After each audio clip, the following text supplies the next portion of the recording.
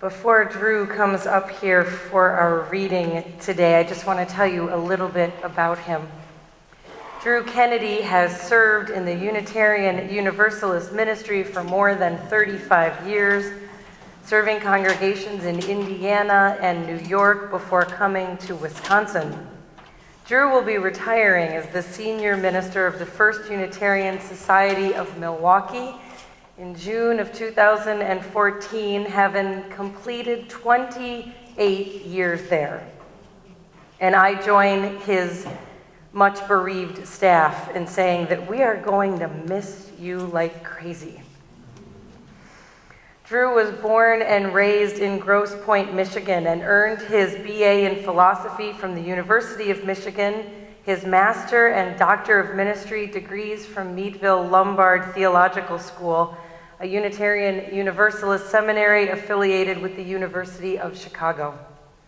Drew has been active in various denominational and community affairs, serving on various boards and committees advocating for such things as LGBT rights, women's reproductive freedom, assisted suicide, separation of church and state, nuclear disarmament, and economic justice. Drew has been interviewed on National Public Radio, Wisconsin Public Radio, ABC World News Report, and has appeared on various local television and radio programs. Twice arrested for civil disobedience.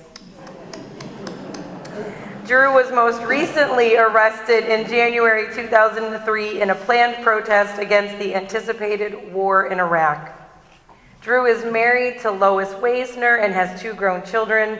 And for fun, and I think it's therapy too, Drew is an avid year-round soccer player. And we are just so pleased that you are with us today. This morning, I want to share with you one of my foundational understandings about what Unitarian Universalist enterprise is religiously or spiritually all about.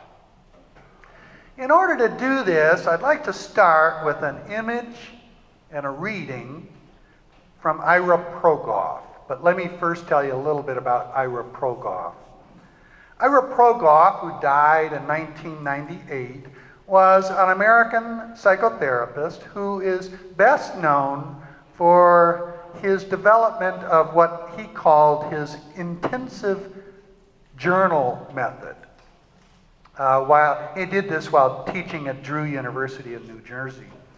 A depth psychologist and analyst, Progoff's main interest, according to at least one source, was in creating a humanistic adaptation of Jungian ideas and then applying them to the lives of ordinary people. While Ira Progoff's work has never really caught on in a big way, so many of you may well have never heard of him, nevertheless, his work is quite interesting, and I commend it to you. Additionally, Progoff studied with 2 of my favorite people, C.G. Jung, the psychoanalyst, and D.T. Suzuki, a celebrated Buddhist scholar. Okay, that's a little bit about Progoff. Let me share the image I want to share with you. The image I want to share with you is Progoff's image of the spiritual dimension as a well located beneath a cathedral. The well, then, is Progoff's metaphor for the dimension of depth within us, which I consider to be our spiritual dimension. At the bottom of the well, according to Progoff, is an underground stream, which may be variously understood as the collective unconscious, as God, or perhaps simply as a deep, refreshing place within. The cathedral, or the church, or the mosque, or the ashram, is simply a monument built on top of the well to appropriately mark the magnificence of that which lies within us. So that, in a nutshell, is Progoff's image of the well and the Cathedral. The reading I'd like to share with you is from Progoff's book called The Well and the Cathedral. Let me get this thing situated. And that little book is a book of meditations designed to help take us down the well within ourselves. So this is from Progoff. Let us make the journey into the well of ourself, and beyond ourself into the moving waters of the underground stream.